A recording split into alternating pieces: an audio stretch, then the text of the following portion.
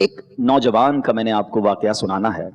3 دن سے وہ نوجوان فاقے میں تھا، مجاہدہ نفس میں مشغول تھا، دشت و صحرا کے سفر کیا کرتا تھا کہ اب اس کو دریا میں بھوک بھی لگی تھی۔ ایک سیب تیرتا ہوا نظر آیا، اس شخص نے وہ سیب اٹھا کر کھا لیا، مگر جب سیب کھایا تو خوف خدا بھی دل میں تھا۔ اسے خیال آیا کہ اس سیب کا مالک تو میں نہیں ہوں، یہ کہیں اور سے آیا ہے اور میں نے بغیر اجازت کھا لیا ہے۔ اب وہ تحقیق کے لیے اس دریا کے کنارے کنارے وہ نوجوان چلنے لگا۔ اب جب بہت آگے جانے کے بعد اسے دریا کے کنارے ایک بڑی عظیم الشان عمارت بھی نظر آئی اور ایک باغ بھی نظر آیا جس میں سیب کے درخت بھی تھے، اور ایک درخت تو ایسا تھا جو بالکل ہی دریا کے کنارے تھا۔ تو اس نے سوچا کہ اسی درخت سے یا اسی باغ سے یہ سیب دریا میں گرا اور میں نے بہت دور وہ تیرتا تیرتا مجھ تک پہنچا، میں نے کھا لیا ہے، تو اب اس کا مالک جو ہے اس سے معافی مانگنی چاہیے۔ وہ باغ کے مالک کے پاس چلے گئے۔ اب جب باغ کے مالک کے پاس جا کر معافی مانگی کہ حضرت میں بہت دور سے آیا ہوں اور ایک سیب کا حق بخشوانے آیا ہوں۔ اب جو باغ کے مالک تھے نا، دراصل وہ بڑے اللہ والے تھے، بہت بڑی ہستی تھے، ان کا نام تھا حضرت عبداللہ صومعی رحمۃ اللہ تعالی۔ تو سمجھ گئے کہ اس نوجوان کے دل میں بڑا خوف خدا ہے۔ آج کے دور میں تو لاکھوں روپے لوگ ہڑپ کر جاتے ہیں، اس دور میں بھی ایسے لوگ ہوں گے۔ یہ ایک سیب کا حق بخشوانے اتنا لانگ ٹریول کر کے میرے پاس آیا ہے، یہ بندہ اسپیشل ہے، اس کے اندر بڑا خوف خدا ہے۔ اچھا، حضرت عبداللہ صومعی رحمۃ اللہ تعالی علیہ کی صاحبزادی تھی جن کی عمر 48 سال ہو چکی تھی، ذرا یاد رکھیے گا یہ بات کو، 48 سال ہو چکی تھی اور ابھی ان کا نکاح نہیں ہوا تھا۔ تو آپ نے پہلے تو اس نوجوان سے کہا کہ تم 12 سال تک پہلے میری خدمت کرو، پھر میں تمہیں معاف کروں گا۔ ایک سیب کا حق بخشوانے کے لیے امتحان کتنا بڑا کہ 12 سال تم نے میری خدمت کرنی ہے۔ اللہ اکبر! وہ نوجوان کیسا خوف خدا کے والا کہ 12 سال اس نے خدمت پوری کی۔ کہ حضور اب تو معاف کر دیں، اب تو ٹائم پورا ہو گیا۔ آپ نے فرمایا نہیں، ابھی میری ایک بیٹی ہے، تمہیں ایک اور بھی کام کرنا ہوگا، اور سنو اس میں 4 عیب ہیں۔ میری بیٹی آنکھوں سے اندھی ہے، پیر سے لنگڑی ہے، ہاتھوں سے لولی ہے، کانوں سے بہری ہے، تم نے اس سے شادی کرنی ہے۔ کیسا امتحان ہے! ایسی معذور لڑکی جس کے اوصاف بتائے جا رہے ہیں کہ وہ اندھی، لولی، لنگڑی ہے، 48 ایئرز، 48 سال کی عمر بھی ہو چکی ہے، مگر وہ کمال کا نوجوان تھا۔ اس کو معلوم تھا کہ اگر کسی کا حق تلف ہوا ہے اور اس نے معاف نہ کیا تو قیامت کے دن رب بھی معاف نہیں فرمائے گا۔ ذرا سوچیں کہ یہ ہم سب لوگوں کے لیے کتنا بڑا درس ہے، اور خاص طور پر ان لوگوں کے لیے درس ہے جو کسی کا مال دبا لیتے ہیں، کسی کی زمین پر قبضہ کر لیتے ہیں، کاروبار میں ڈنڈی مارتے ہیں، جھوٹ بول کر کسی کے ساتھ دھوکہ کرتے ہیں۔ اچھا، بعض اوقات یہ ذہن ہوتا ہے میرا کوئی بگاڑ تھوڑی سکتا ہے، کیا کر لے گا غریب آدمی، کیا بگاڑ لے گا میرا۔ یہ بہت بڑی بھول ہے جو یہ سمجھتا ہے نا کہ میرا کوئی کچھ نہیں بگاڑ سکتا۔ پچھلے دنوں میں نے ایک بڑا کمال کا جملہ سنا کہ انہوں نے پنجابی میں کہا کسی نے کہ تندرست اور تگڑے آدمی سے نہ ڈرو، ماڑے آدمی سے ڈرو۔ یہ جو کمزور ہوتا ہے نا اس سے زیادہ ڈرنا چاہیے۔ تو پوچھا گیا کہ کیوں؟ تو کہا کمزور جب ہاتھ اٹھاتا ہے نا، جب اللہ کو پکارتا ہے تو اس کی قدرت اس کے ساتھ ہو جاتی ہے، رحمت اس کے ساتھ ہو جاتی ہے، پھر ظالم کا ٹھکانہ نہیں بچتا۔ تو وہ لوگ جو یہ سمجھتے ہیں کہ میرا کوئی کچھ نہیں بگاڑ سکتا، یاد رکھو جب مظلوم اللہ کی بارگاہ میں فریاد کرتا ہے نا، پھر ظالم کو وہ پکڑ ملتی ہے، پھر ظالم پر وہ عذاب ہوتا ہے، دنیا میں بھی وہ برباد ہوتا ہے، اور آخرت کا حساب تو پھر بڑا ہی نرالا ہے۔ سیدی اعلیٰ حضرت امام اہل سنت فرماتے ہیں کہ جو کسی کے 3 پیسے جان بوجھ کر دبا لے، میں 3 لاکھ روپے کی بات نہیں کر رہا، میں 30,000 روپے کی بات نہیں کر رہا، میں 3 کروڑ روپے کی بات نہیں کر رہا، 3 پیسے، امام اہل سنت فرماتے ہیں اس بندے کو 700 مقبول با جماعت نمازیں دینی پڑ جائیں گی 3 پیسے کے بدلے۔ اب سوچے وہ شخص جو لوگوں کے حق دباتا ہے۔ اچھا، کچھ لوگ کہتے ہیں یار سامنے والا بھول گیا، اس کو تو یاد ہی نہیں ہے۔ ارے اس کو یاد نہیں ہے مگر تمہیں لوٹانا ہوگا۔ تو اے میرے پیارے اسلامی بھائیوں، وہ نوجوان پہلے تو 12 سال خدمت کی، پھر ایسی لڑکی سے، ایسی عورت سے شادی کے لیے بھی تیار ہو گیا، نکاح ہوتا ہے۔ یہ نوجوان جب اپنے کمرے میں جاتا ہے تو گھبرا جاتا ہے کہ اندر تو نہایت ہی خوبصورت دوشیزہ موجود ہیں، کوئی بیماری نہیں، کوئی اندھی نہیں، کوئی لنگڑی نہیں، کان بھی ٹھیک ہیں، گھبرا گئے۔ حضرت عبداللہ صومعی کے پاس آئے تو آپ نے کہا نہیں بیٹا، یہی میری بیٹی ہے، تمہاری دلہن یہی ہے۔ دراصل میری بیٹی کی میں نے بہت خوب اچھے طریقے سے تربیت کی ہے۔ میں نے جو کہا نا یہ اندھی ہے، یہ اس لیے کہا تھا کہ میری بیٹی نے کبھی حرام دیکھا نہیں ہے۔ جو میں نے کہا یہ بہری ہے، یہ میں نے اس لیے کہا کہ اس نے کبھی حرام سنا نہیں ہے۔ جو میں نے یہ کہا کہ وہ لنگڑی ہے، وہ اس لیے کہا کہ اس نے کبھی پیر حرام کی طرف بڑھائے نہیں ہے۔ ہاتھ کے بغیر والی اس لیے کہا کہ ہاتھ حرام کی طرف اٹھے ہی نہیں. میرے بیٹا یہ تمہاری ہی زوجہ ہے, جاؤ زندگی اچھے انداز میں اس کے ساتھ گزارو. ذرا سوچئے گا یہ جوڑا کیسا تھا کہ ایک طرف ایسی پاک نیک عورت ہے, اس قدر پارسا خاتون ہیں, اور دوسری طرف جو نوجوان, ان کا نام کیا تھا؟ ان کا نام سیدنا ابو صالح محمد رحمت اللہ تعالی علیہ, یہ وہ تھے. اب ذرا سوچیں یہ دونوں جب ملتے ہیں, جب ایسا مبارک جوڑا بنتا ہے, تو آپ کو معلوم ہے ان کے یہاں اولاد کون پیدا ہوتی ہے؟ سبحان اللہ, ان کے یہاں کوئی اور نہیں, پیران پیر شیخ عبد القادر جیلانی رضی اللہ تعالی عنہ پیدا ہوتے ہیں. یہ غوث پاک کے والدین کا واقعہ ہے. اللہ اکبر. اللہ کریم نے اپنے اس ولی کامل کے لیے گویا کیا شاندار جوڑا ملایا. ماں باپ ایسے تھے, اللہ نے ایسی اولاد عطا فرمائی جو ولیوں کے سردار بن گئے. اور شیخ عبد القادر جیلانی سبحان اللہ, پیران پیر کی تو یہ شان ہے کہ علماء فرماتے ہیں کہ اگر آج بھی کسی کو ولایت ملتی ہے تو غوث پاک کے در سے ملتی ہے. سیدی اعلیٰ حضرت لکھتے ہیں نا کہ سر بھلا کیا کوئی جانے کہ ہے کیسا تیرا, اولیاء ملتے ہیں آنکھیں وہ ہے تلوا تیرا, واہ کیا مرتبہ اے غوث ہے بالا تیرا, اونچے اونچوں کے سروں سے قدم آنا تیرا. یہاں جو سیکھنا ہے نا, اللہ اکبر, ایک تو خوف خدا, حقوق العباد, بندوں کا حق کس قدر اہمیت کا حامل ہے, ایک بات تو یہ سیکھنے کو ملی. دوسری بڑی اہم بات, حضرت عبداللہ صومعی رحمت اللہ تعالی جو غوث اعظم کے بھی نانا جان ہیں, انہوں نے اپنی نیک اور پارسا بیٹی کا نکاح جن سے کیا, اس میں کیا دیکھا؟ پیسے پوچھے, بیٹا بینک بیلنس کتنا ہے, جائیداد کتنی ہے, خاندان کون سا ہے. انہوں نے نیکی دیکھی, خوف خدا دیکھا, ایسا نوجوان دیکھا کہ جو اللہ کے خوف میں مبتلا ہے. آپ نے اپنی بیٹی کا نکاح ان سے کر دیا. آج ہم نکاح سے پہلے کیا دیکھتے ہیں؟ یہاں مجھے والدین بھی سن رہے ہیں, نوجوان بھی سن رہے ہیں. میں کچھ بات والدین سے کرنا چاہتا ہوں, کچھ بات نوجوانوں سے کرنا چاہتا ہوں. مدنی چینل پر بھی مجھے والدین بھی سن رہے ہوں گے, نوجوان میرے بھائی میری بہنیں بھی مجھے سن رہی ہوں گی. ذرا غور سے سننا میری بات. ہمارا پرابلم یہ ہے کہ آج اگر ہم اپنے بیٹے کا رشتہ کرنے جاتے ہیں تو کیا دیکھتے ہیں کہ لڑکی خوبصورت ہے کہ نہیں, خاندان کیسا ہے, مالدار ہے کہ نہیں, جہیز کتنا لائے گی, بس, اور آگے بس ٹھیک ہے, 2-3 چیزیں چیک ہو گئی. اچھا لڑکا ڈھونڈنا ہے تو کیا دیکھتے ہیں؟ کماتا کتنا ہے, کوئی بری عادت تو نہیں. اچھا بری عادت میں ہمارے نزدیک بری عادت کون سی ہے جو دنیا والے بری سمجھتے ہیں؟ شرابی تو نہیں ہے, جواری تو نہیں, ہیروئنچی تو نہیں, نشئی تو نہیں. ٹھیک ہے یہ بھی گناہ ہے, مگر کیا نماز نہ پڑھنا کوئی برائی نہیں ہے؟ یہ پوچھتے ہیں کیا کماتا ہے, یہ پوچھتے ہیں کہاں سے کماتا ہے, حلال کماتا ہے یا حرام کماتا ہے. اچھا ان دونوں طرف جو معاملات چیک ہو رہے ہیں, ان تمام باتوں سے بڑھ کر ایک بات ہے جو ہم پوچھتے ہی نہیں ہیں, نارملی نہیں پوچھتے, کہ اس لڑکا یا اس لڑکی کا عقیدہ کیا ہے, اس کے بلیفز کیا ہیں, اس کے عقائد کیا ہیں, اللہ, اس کے رسول, صحابہ, اہل بیت, اولیاء کے بارے میں اس کی سوچ کیا ہے. یہ اتنی بڑی مسٹیک ہے کہ جناب ہم نے دیکھا کہ کسی والد نے اپنی بیٹی کی شاندار تربیت کی, پردہ بھی کروایا, اللہ, اس کے رسول, صحابہ, اہل بیت, اولیاء کرام کی محبت اس کے دل میں ڈالی, غوث اعظم رضی اللہ تعالی عنہ کا اس کا مرید بھی بنایا, اور اس کے دل میں غوث پاک کی محبت بھی ڈال دی. مگر شادی کرتے وقت یہ نہ دیکھا کہ وہ لڑکے والے جن کے یہاں میں بڑا خاندان تو دیکھ رہا ہوں, اس کی گاڑی اور بنگلہ تو دیکھ رہا ہوں, اس لڑکے کی آمدنی تو دیکھ رہا ہوں, یہ نہ دیکھا کہ وہ دین میں کیسے ہے. وہ نیک عبادت گزار بچی کی جب شادی ہوئی, تھوڑے دنوں بعد پتا چلا کہ اس بیچاری بچی کا پردہ ہی ختم کروا دیا گیا.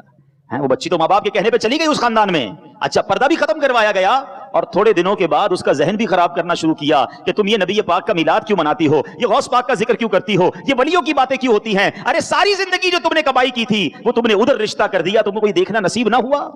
اچھا پھر اس لڑکے کے ہاتھ میں اپنی بچی کا ہاتھ آپ دے رہے ہیں, یہ جو رشوت کا کام کر رہا ہے, جو سود کا کام کر رہا ہے, حرام کما رہا ہے. مجھے بتاؤ نا یہ کیا فیصلہ کیا آپ نے؟ آپ سوچیں یہ نسلوں کا فیصلہ ہے. آپ نے اپنی بچی اس خاندان میں دی. سود کمانے والے کے بارے میں احادیث میں کیا روایت ملتی ہیں؟ یعنی یہ وہ شخص ہوتا ہے جو اللہ سے لڑائی لڑ رہا ہے. آپ اللہ سے جنگ کرنے والے کے ساتھ اپنی بچی دے رہے کیونکہ آپ نے یہ دیکھا کتنا کماتا ہے. یہ تو توفیق ہی نہیں ملی کہ چیک کرتے حلال کماتا ہے یا حرام کماتا ہے. سوچنے والی بات ہے. آنے والی نسلوں کا کیا ہوگا؟ ارے غوث اعظم رضی اللہ تعالیٰ عنہ کے والدین نیک تھے, اللہ نے کیسی نیک اولاد عطا فرمائی. آپ اگر ایسے لوگوں کے ساتھ رشتہ کریں گے جن کے عقائد درست نہیں, اعمال درست نہیں, روزی حلال نہیں, تو کیسے آنے والی نسلوں کا حال برا نہیں ہوگا؟ اور بالکل اسی طرح اے نوجوانوں سنو، کتابوں میں ایک بات پڑھی میں نے، ہے بڑی عجیب بات، کہ نوجوان جتنے ہیں نا جن کی شادیاں نہیں ہوئی، یہ میں ان سے بات کر رہا ہوں، کتابوں میں لکھا کہ تم پر تمہاری ہونے والی اولاد کا ایک حق ہے. اب بندہ کہہ یار ابھی تو شادی نہیں ہوئی، اولاد کا حق کہاں سے آ گیا؟ کہا ہاں، ہونے والی اولاد کا حق یہ ہے کہ اس کے لیے اچھی ماں تلاش کی جائے.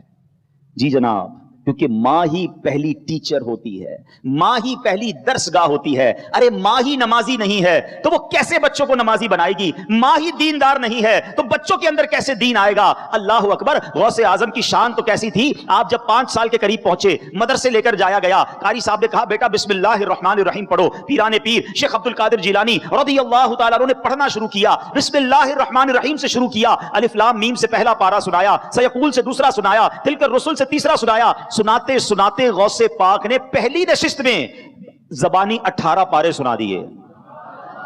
قاری صاحب حیران، بیٹا اتنے پارے پہلی باری میں؟ اور پڑھو. کہ مجھے اتنے یاد ہیں. کدھر سے یاد ہو گئے؟ کہ میری ماں 18 پاروں کی حافظہ تھی، میں ماں کے پیٹ میں تھا، ماں قرآن پڑھتی تھی، میں ماں کے پیٹ میں ہی قرآن یاد کر لیتا تھا. ٹھیک ہے، یہ ایک ایکسٹرا آرڈنری صلاحیت ہے، یہ اللہ کریم نے شاندار مقام دیا شیخ عبد القادر جیلانی کو. مگر سیکھنے کو کیا ملا؟ ماں حافظہ تھی نا، بچہ پیٹ میں تھا، ماں قرآن پڑھتی تھی.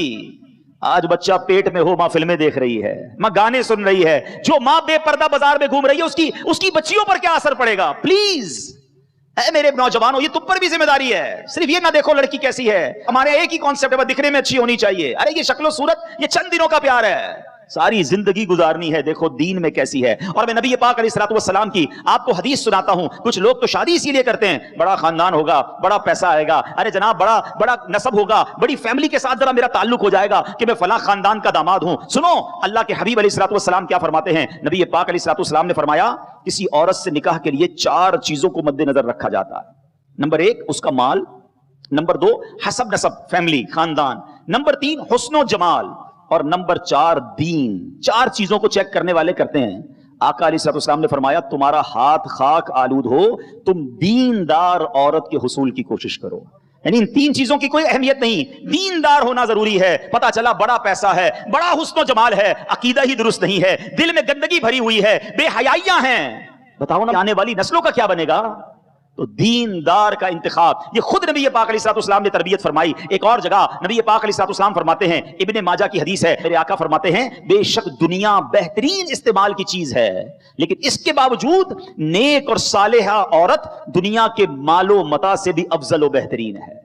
وہ خوش نصیب ہیں وہ لوگ جن کو اللہ نے نیک اور پارسا بیوی عطا کی ہے. دعا مانگا کرو اللہ سے، اور اپنی شادی سے پہلے اپنے ماں باپ کو کہیں کہ میرے لیے اگر رشتہ ڈھونڈنا ہے تو نیک عورت ڈھونڈیے گا، با پردہ ڈھونڈیے گا، با حیا ڈھونڈیے گا، اللہ اس کے رسول صحابہ اور اہل بیت اور اولیاء سے محبت کرنے والی ڈھونڈیے گا تاکہ میری آنے والی نسلوں کی اچھی تربیت ہو. بالکل اسی طرح اگر کسی بچی کے لیے آپ نے لڑکا ڈھونڈنا ہے، ارے یہ نہ دیکھو اگر ایک رشتہ ٹھکرا دوں گا تو پھر کیا ہوگا، اچھا خاندان ہے، ارے کوئی بات نہیں، عقیدے میں تھوڑا بہت تو فرق ہے، تھوڑا بڑا معاملہ ہے، پیسے بڑے اچھے ہیں، تھوڑا بہت حرام کماتا ہے. دیکھو یہ مت کرنا، تم اللہ پر بھروسہ رکھو. لوگ کہتے ہیں رشتے چھوڑ دوں گا تو بچی کا رشتہ پھر نہیں ہوگا. ارے تم ایک ایسا رشتہ ٹھکراؤ، اللہ تمہارے لیے اور آسانیاں کر دے گا. ہمیں اللہ پر بھروسہ کرنا ہے اور آنے والی نسلوں کے فیصلے درست کرنے ہیں. ورنہ میں ایسے کئی والدین کو جانتا ہوں جو پہلے تو جذباتی طور پہ فیصلے کر ڈالتے ہیں، بعد میں خود سر پکڑ کر رو رہے ہوتے ہیں. تو غوث اعظم رضی اللہ تعالیٰ عنہ سے محبت کرنے والوں، یہ خاندان غوث پاک کا واقعہ سنایا ہے میں نے، غوث پاک کے والدین کا واقعہ سنایا ہے کہ آپ کے نانا جان نے کیا شاندار انداز اپنایا تھا یہ رشتہ کرنے کا.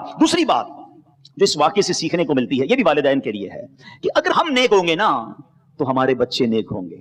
ہم یہ چاہتے ہیں بچے نیک ہو جائیں، ہم نہ سدھریں، ایسا نہیں ہوتا.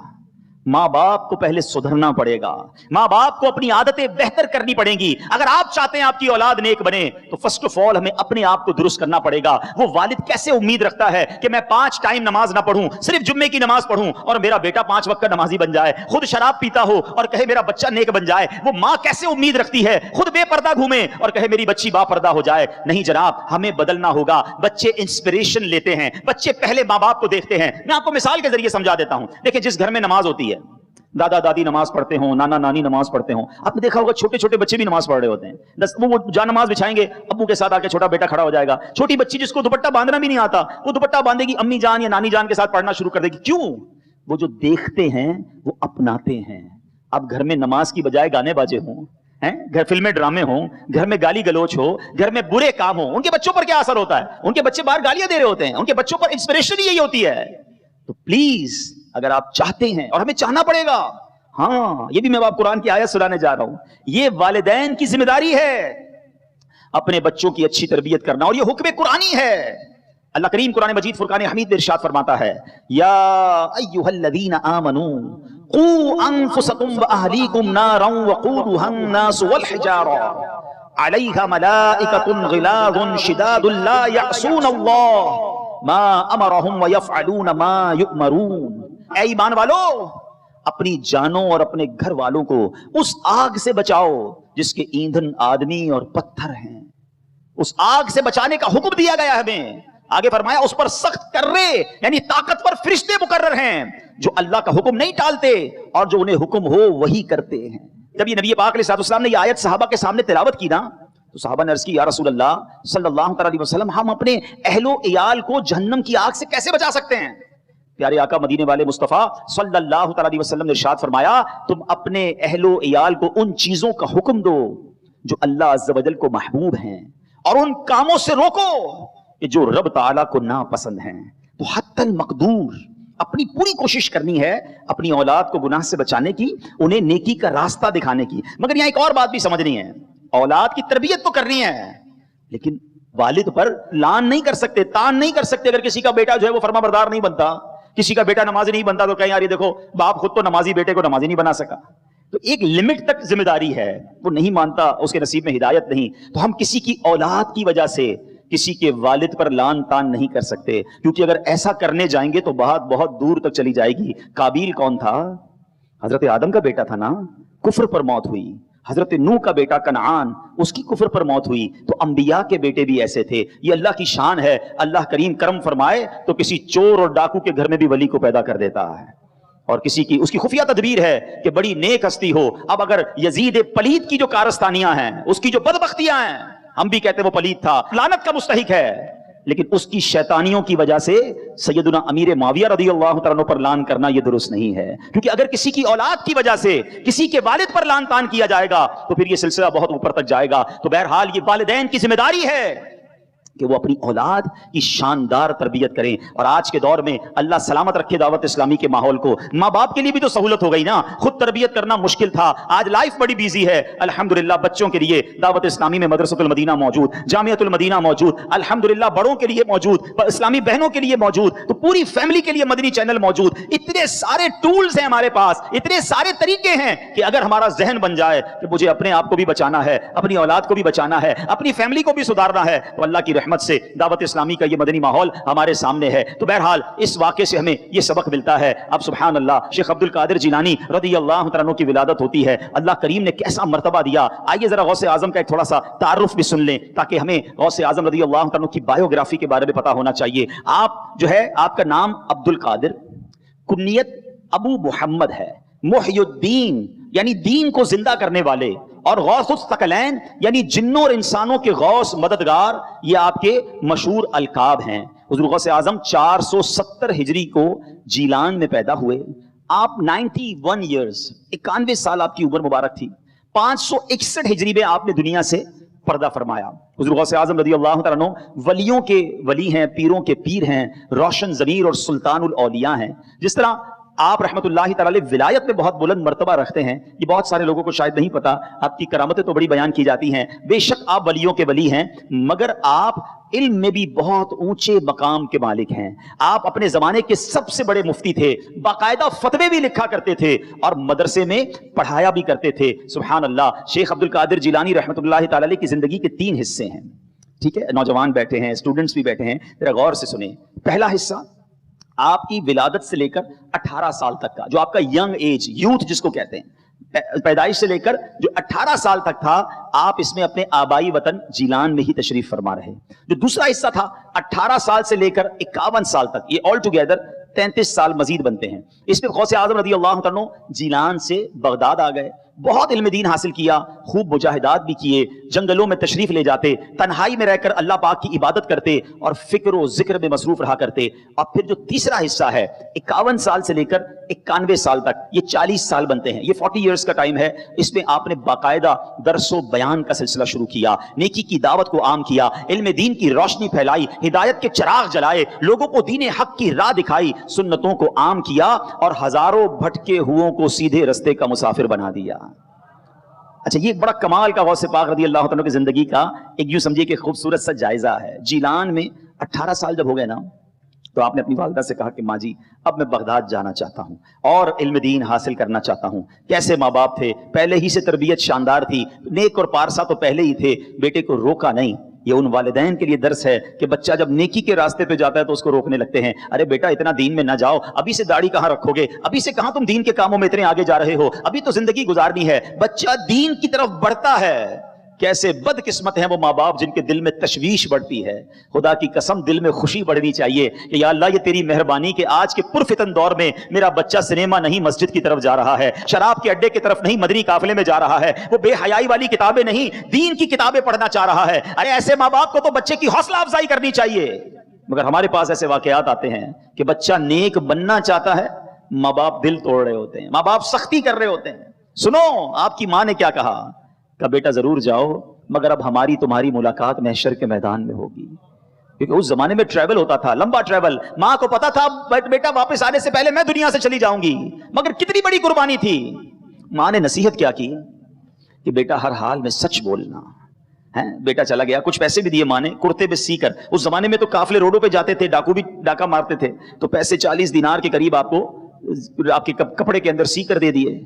قافلہ جیسے ہی آگے گیا, کچھ راستے میں رات ہوئی تو ڈاکو نے حملہ کر دیا, سارے قافلے کے پیسے جو ہے وہ چھین لیے. 18 سال کے آپ نوجوان تھے, ڈاکو کو امید تو نہیں تھی کہ اس نوجوان کے پاس کچھ پیسے ہوں گے, مگر کسی نے پوچھ لیا بتاؤ نوجوان تمہارے پاس کیا ہے. آپ نے کہا 40 دینار ہیں. اچھا 40 دینار کہاں ہیں, یہ کپڑے کے اندر چھپے ہوئے ہیں, سلے ہوئے ہیں. عجیب نوجوان ہے, پیسے بھی بتا رہا ہے, جگہ بھی بتا رہا ہے کہاں چھپا کے رکھے ہیں. سردار کو بلایا کہ سردار ایک نوجوان عجیب سی باتیں کر رہا ہے, کہتا ہے کپڑے میں پیسے چھپے ہوئے سلے ہوئے بھی ہیں. سردار آیا کہ نوجوان کتنے پیسے, کا 40 دینار. کہاں ہیں, بولے لباس میں سلے ہوئے ہیں. نوجوان لوگ تو ہم سے مال چھپاتے ہیں, تم خود ہی بتا رہے ہو, کیا وجہ ہے. اللہ اکبر. دیکھو سچے کی زبان سے جب بات نکلتی ہے تو کیسا اثر رکھتی ہے. شیخ عبد القادر جیلانی فرماتے ہیں کہ میری ماں نے بس مجھ سے ایک وعدہ لیا تھا کہ بیٹا ہر حال میں سچ بولنا. آپ نے سوال کیا, میں نے بتا دیا, پیسے ادھر پڑے ہوئے ہیں. اب مجھے ایک بات بتائیے, غوث اعظم نے کوئی بیان نہیں کیا ہے, کوئی روایتیں آیتیں نہیں سنائی, صرف آپ نے سچ بولا.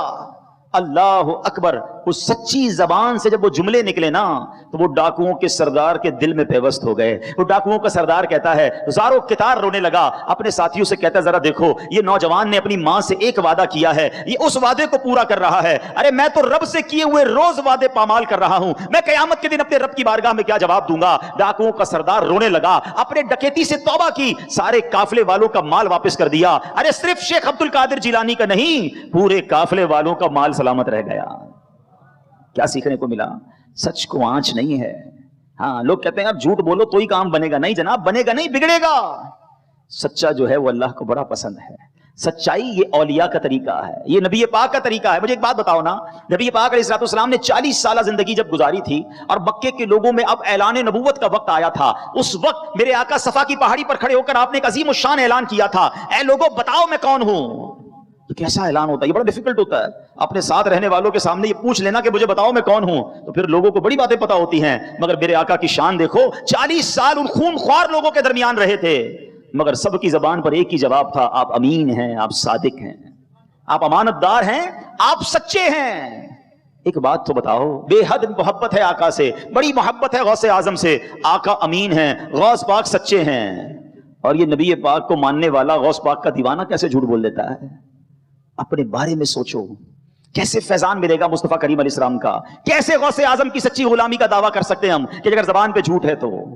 یاد رکھیے میرے پیارے اسلامی بھائیوں, ہمیں صرف سچ بولنا ہے. ہمارے آقا تو وہ ہیں جن کے بارے میں بریلی کے تاجدار لکھتے ہیں نا, سچی بات سکھاتے یہ ہیں, سیدھی راہ چلاتے یہ ہیں. ارے سچی بات سکھانے والے آقا ہیں, اور نبی پاک کا غلام کہلانے والے کی زبان پہ جھوٹ. اچھا جھوٹ بھی اتنا آ گیا ہے کہ پہلے تو لوگ کبھی کبھی جھوٹ بولتے تھے. لوگ بتاتے ہیں پہلے کبھی کبھی کوئی جھوٹ بولتا تھا, اب تو ایسا لگتا ہے کوئی کبھی کبھی سچ بولتا ہے, ہر بات میں جھوٹ. دوستوں کو ہنسانے کے لیے جھوٹ, کاروبار میں مال بیچنا ہے تو جھوٹ, مال خریدنا ہے تو جھوٹ, پیسے دینے نہیں ہے تو جھوٹ, ہر بات میں جھوٹ, مذاق بن گیا جھوٹ, تو اس کو کوئی بڑا گناہ سمجھتا ہی نہیں ہے. اللہ اکبر. روایتوں میں آتا ہے جب بندہ ایک جھوٹ بولتا ہے نا, اس کے منہ سے ایسی بدبو نکلتی ہے کہ اس کے منہ کی بو سے فرشتے 1 میل دور ہو جاتے ہیں.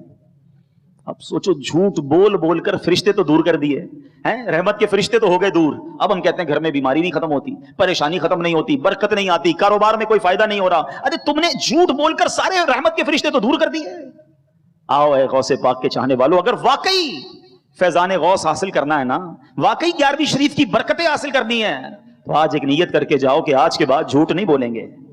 نیت کر لیں انشاءاللہ, آج کے بعد جھوٹ نہیں بولیں گے انشاءاللہ, سچ بولیں گے. کبھی کبھی مشکل ہوتا ہے سچ بولنا, لیکن آپ یقین کریں جب آپ سچ بولتے ہیں نا تو کام سیدھا ہو جاتا ہے. مثال کے طور پہ مدرسے کے طلباء بھی بیٹھے, اسکول کالجز والے بھی بیٹھے ہوں گے, آفس میں جاب کرنے والے بھی بیٹھے. اب کسی دن آپ لیٹ ہو گئے, ٹھیک ہے, اب لیٹ ہونے پر کیا بہانہ ہوتا ہے, وہ ٹریفک جام تھا, فلاں پرابلم ہو گئی تھی, پیر میں تکلیف تھی, طبیعت ٹھیک نہیں تھی. اب قاری صاحب, استاد صاحب, یہ آفس والے تو مان گئے کہ آپ آدھا گھنٹہ کیوں لیٹ ہوئے ہیں.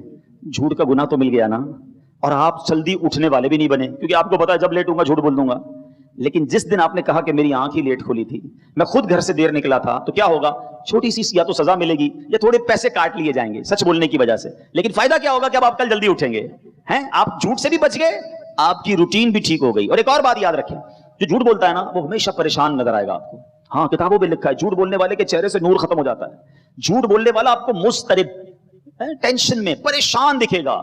سچ بولنے والا بڑا پرسکون دکھے گا, اس کے چہرے پہ نور ہوگا. اللہ اکبر. نبی پاک علیہ الصلوۃ والسلام جب لوگوں کو اسلام کی دعوت دیتے تھے نا, تو کئی بار ایسا بھی ہوا کہ لوگ جو پیارے آقا کا چہرہ دیکھتے نا, کہتے یہ چہرہ کسی جھوٹے کا نہیں ہو سکتا ہے, ایسا چہرہ, یہ جو کہتے ہیں سچ ہی کہتے ہیں. ہاں, جو سچ بولتا ہے نا, کام, کوائٹ, پرسکون, بڑا ریلیکس ملے گا آپ کو. اور اس کی وجہ بھی ہے, ایک وجہ بھی بتا دیتا ہوں. مثال کے طور پہ جس کی عادت ہی جھوٹ بولنے کی ہے, آپ سے ملا, کہاں رہتے ہیں, مثال کے طور پہ کوئی بندہ کسی غریب علاقے میں رہتا ہے, کوئی نہ کوئی ایسا علاقہ ہوگا جو غریبوں کا علاقہ ہوگا. اب اس کو بتانا نہیں ہے میں وہاں رہتا ہوں, تو وہ کہے گا میں تو جناب کے نال روڈ پہ رہتا ہوں.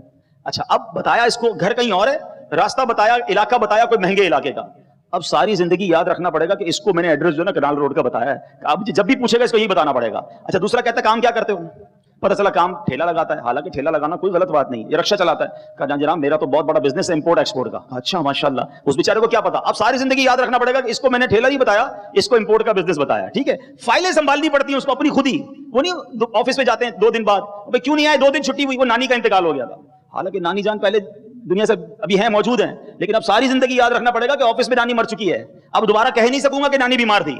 تو جو جھوٹا ہوگا نا, اس نے جھوٹ بولا ہوا ہوگا, اور جہاں جہاں اس نے جھوٹ بولا ہے وہ ایک جھوٹ کو سنبھالنے کے لیے اس کو مزید جھوٹ بولنے پڑیں گے. سچے کو ٹینشن ہی کوئی نہیں ہے, جب پوچھے بتا دوں گا کہاں رہتا ہوں, جب پوچھے صحیح بتاؤں گا کیا کام کرتا ہوں. جو چیز اپنے بارے میں بتانی ہے سچ بتائے نا, تو آپ کو ٹینشن ہی نہیں ہوگی. جھوٹے کو ٹینشن ہوتی ہے. اللہ کرے آج یہ جھوٹ کی لعنت ہمارے اندر سے دور ہو جائے. اپنے بچوں کو بھی یہ حوصلہ دیا کرو. ہاں, اپنے بچوں کو کہہ دیں کہ بیٹا کوئی غلطی ہو گئی مجھے بتا دینا, جھوٹ مت بولنا. اور وہ غلطی کر کے سچ بولے نا تو اس کو بہت زیادہ صدمات دیں. اس کو اتنا مت ڈانٹے کہ آئندہ پھر جھوٹ بولنے لگے. اس کو اس بات کی شاباش دے کہ چلو کم از کم تم نے سچ بات تو بتائی, تاکہ بچپن سے بچہ سچا بنے. غوث اعظم کی ماں نے کہا تھا بیٹا ہر حال میں سچ بولنا. آج ہم دانستہ یا غیر دانستہ اپنے بچوں کی خود ٹریننگ کر رہے ہیں جھوٹ بولنے کی. وہ کیسے, گھر میں فون آیا کسی کا, ابو نے کہا بیٹا ذرا کہہ دو ابو سو رہے ہیں. بیٹا دیکھ رہے ہیں ابا جاگ رہے ہیں, مجھے کہہ رہے سو رہے ہیں. باہر دروازے پہ دستک ہوئی, کہا ابو گھر پہ نہیں ہے بتا کے آؤ. اچھا, اس میں کبھی کبھی چٹکلا بھی ہو جاتا ہے, وہ بچہ آ کر باہر بتاتا ہے ابو کہہ رہے ہیں ابو گھر پہ نہیں ہے. اب آپ بتائیں کہ آپ خود ہی جھوٹ بولنے کی ٹریننگ دے رہے ہیں, تو وہی بچہ بچپن میں یہ سمجھ رہا ہوتا ہے کہ جب مرضی جھوٹ بول لو, ابو بھی تو کہتے ہیں. یہ نہ کرنا, خود بھی سچے بنے, اپنی اولاد کو بھی سچ سکھائیں. سچا اللہ کو پسند ہے, جھوٹا اللہ اکبر یہ اللہ کو پسند نہیں ہے. اللہ کرے کہ آج ہم اس برائی سے بچیں. اور الحمدللہ غوث اعظم کی تو باتیں اتنی ہیں, ساری رات باتیں کرتے رہیں, غوث پاک کے فضائل سناتے رہیں, آپ کے واقعات سناتے رہیں, آپ کی کرامتیں سناتے رہیں, تو ہماری راتیں تھوڑی پڑ سکتی ہیں. اللہ نے وہ مقام عطا فرمایا. 2-3 باتیں مزید غوث اعظم کے بارے میں جانتے ہیں اور پھر بیان کو اختتام کی طرف لاتے ہیں کہ غوث اعظم رضی اللہ تعالیٰ عنہ کی بارگاہ میں افغانستان کے ایک صوبہ ہے نیم روز, ٹھیک ہے, وہاں کا جو بادشاہ تھا نا, اس نے ایک لیٹر bھیجا اور کہا حضور میں آپ کو کوئی جاگیر کا حصہ دینا چاہتا ہوں, تحفے میں آپ کو کوئی بہت بڑی زمین دینا چاہتا ہوں. اللہ اکبر, تاکہ آپ بھی میری طرح عیش و عشرت سے رہیں. اتنے بڑے اللہ کے ولی ہیں, میں آپ کی خدمت کرنا چاہتا ہوں. دیکھو اللہ والوں کی کیا شان ہوتی ہے, بڑی جاگیر آ رہی تھی. آپ نے کیا شاندار جواب دیا. آپ فرماتے ہیں کہ جو مجھے راتوں کو جاگ کر عبادت کرنے کی سلطنت حاصل ہے نا, حکومت ہے میرے پاس ایک سلطنت ہے اور اس کا مزہ بڑا ہے، اور وہ رات جاگ کر رب کی عبادت کرنے کا مزہ ہے۔ تمہارے نیم روز کی جو قیمت ہے نا، تمہاری سلطنت کی قیمت میری نظر میں جو کے دانے کے برابر بھی نہیں ہے۔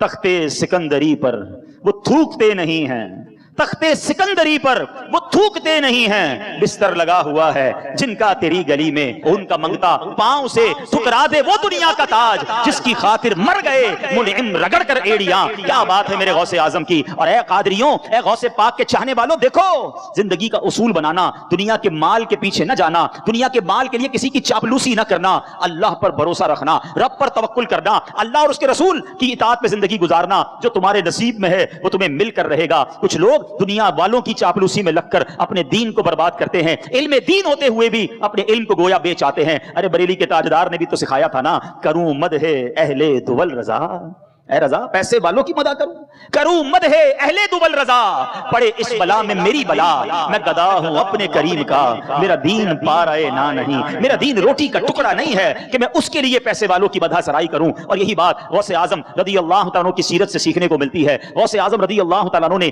جب درس و بیان شروع کرنا چاہا تو آپ یہ خود فرماتے ہیں کہ میں میرے بیداری کے عالم میں ظہر کی نماز سے پہلے حالت بیداری میں پیارے آقا مدینے والے مصطفیٰ صلی اللہ تعالیٰ علیہ وسلم کی زیارت نصیب ہوئی۔ آپ نے فرمایا میرے بیٹے تم واعظ و نصیحت درس و بیان کیوں نہیں کرتے؟ میں نے عرض کی حضور میں ایک عجمی شخص ہوں، آپ عربی نہیں تھے نا، عجمی تھے، میں عجمی شخص ہوں اور بغداد کے عربی اور ماہر لوگوں کے سامنے میں کیسے بیان کروں؟ نبی پاک علیہ الصلوۃ والسلام نے فرمایا منہ کھولو۔ شیخ عبد القادر جیلانی کہتے ہیں میں نے اپنا منہ کھولا، میرے آقا علیہ الصلوۃ والسلام نے 7 مرتبہ اپنا لعاب دہن یعنی تھوک مبارک میرے منہ میں ڈال دیا۔ فرمایا اب واز کرو، اب نیکی کی دعوت دو۔ غوث پاک فرماتے ہیں ظہر کے بعد مجھے اسلام کے چوتھے خلیفہ امیر المومنین مولا علی شیر خدا کرم اللہ تعالی وجہ الکریم کی زیارت نصیب ہوئی۔ آپ نے میرے منہ میں 6 بار اپنا لعاب دہن ڈالا، فرمایا اب واز کرو۔ اللہ اکبر۔ اب غوث پاک فرماتے ہیں میں نے بیان شروع کیا۔ اب بیان کی برکتیں کیسی ظاہر ہوئی، 40 سال تک آپ بیان کرتے رہے، ہفتے میں 3 دن بیان فرماتے۔ غوث پاک بڑا علماء والا لباس پہنتے، اونچی جگہ ممبر پر بیٹھ کر بیان فرماتے۔ شروع میں تھوڑے لوگ ہوتے تھے، آہستہ آہستہ ہجوم بڑھتا گیا۔ اب لوگ دور دراز سے گھوڑوں، خچروں، اونٹوں پر سوار ہو کر آپ کا بیان سننے آتے۔ اس وقت تقریباً 70,000 لوگوں کا اجتماع ہونا شروع ہو گیا۔ اللہ اکبر۔ اچھا غوث پاک کی ایک اور شان پتہ کیا تھی؟ 70,000 کا مجمع ہوتا تھا، سب تک آپ کی آواز پہنچ جایا کرتی تھی۔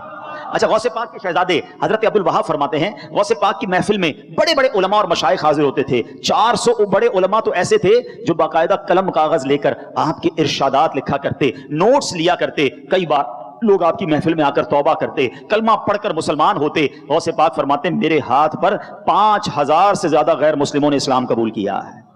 اب یہاں پھر ہمارے لیے درس ہے۔ کئی اسلامی بھائی بیان میں درس میں جی چراتے ہیں۔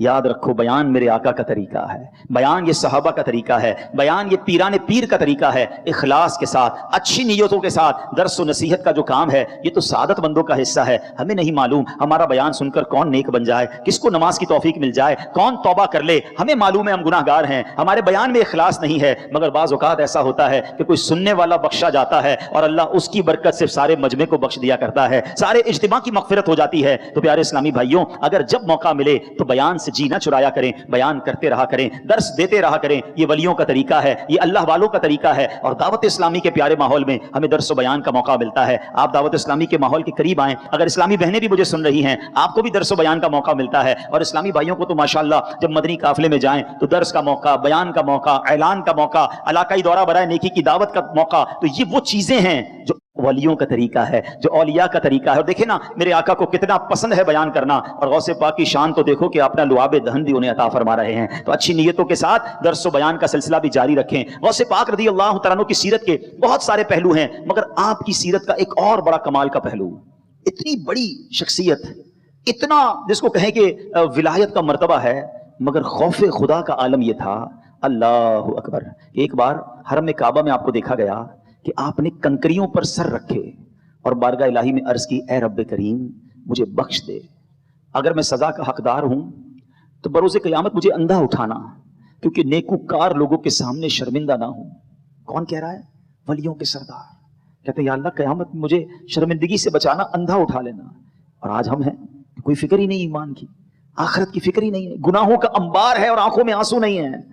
ان کی نیکیاں کتنی، اللہ اکبر. غوث اعظم کی عبادتوں کے بارے میں آتا ہے 15 سال تک روزانہ رات میں قرآن پاک ختم کیا کرتے تھے. غوث پاک روز ایک قرآن ختم کرتے. اور قادری کہلانے والا پورا سال قرآن نہ پڑھے. سنو، پیران پیر روزانہ 1000 رکعت نفل پڑھا کرتے تھے. اور آج کہلاتا تو غوث پاک کا دیوانہ ہے، فرض نمازی قضا کر رہا ہوتا ہے. پوچھو نا اپنے آپ سے، ہم یہ کیا کر رہے ہیں؟ یہ کیسی غلامی ہے اولیاء کرام کی؟ وہ تلاوت کرنے والے، وہ سجدے کرنے والے کئی سالوں تک عشاء کے وضو سے فجر کی نماز ادا کرتے، اور ہم ہیں نہ عشاء ادا کریں نہ فجر ادا کریں. کیسے لوگ ہیں جن کی نمازیں قضا ہو رہی ہیں؟ مجھے بتاؤ کیسے فیضان ملے گا سیدی غوث اعظم کا اور اولیاء کرام کا؟ آج کچھ بدل کے جانا ہے، آج نیت کر کے جانا. اگر واقعی محبت ہے نا پیران پیر سے، اگر واقعی ان کا فیضان لینا ہے تو آج سارے نیت کر لو کہ انشاءاللہ آج کے بعد ہماری کوئی نماز قضا نہیں ہوگی. ایسا نہیں، ایسا زوردار نعرہ لگائیں شیطان ادھر سے دور بھاگ جائے. آج کے بعد ہماری کوئی نماز قضا نہیں ہوگی. روزانہ کچھ نہ کچھ قرآن کی تلاوت ضرور کریں گے. روزانہ انشاءاللہ ہم سنتوں پر عمل کریں گے. فلمیں ڈرامے نہیں دیکھیں گے، گانے باجے نہیں سنیں گے انشاءاللہ. اب نیتیں تو ہو گئی، اب اگر اپنی نیتوں پر استقامت چاہتے ہیں نا، پرماننٹ بننا چاہتے ہیں، تو اب دعوت اسلامی کے ماحول کو تھام لیجئے. کیا پیارا ماحول ہے، اولیاء کا فیضان دکھاتا ہے، صحابہ کا فیضان بتاتا ہے، نبیوں اور ولیوں سے محبت سکھاتا ہے، نبی پاک کی محبت کے جام پلاتا ہے. اس ماحول میں رہیں گے تو نیک بن جائیں گے. لیفٹ رائٹ ہوتے رہیں گے، ایسے دوستوں میں بیٹھیں گے جو ہمیں گناہوں میں لے جائیں گے، تو پھر کیسے نیک بنیں گے؟ تو اس ماحول سے وابستہ ہوں. ہر جمعرات اجتماع میں آئیں، مدنی قافلوں میں سفر کریں، مدنی چینل دیکھتے رہیں. انشاءاللہ ہمارے دل کی دنیا بھی بدل جائے گی. اللہ کریم مجھے اور آپ کو عمل کرنے کی توفیق عطا فرمائے.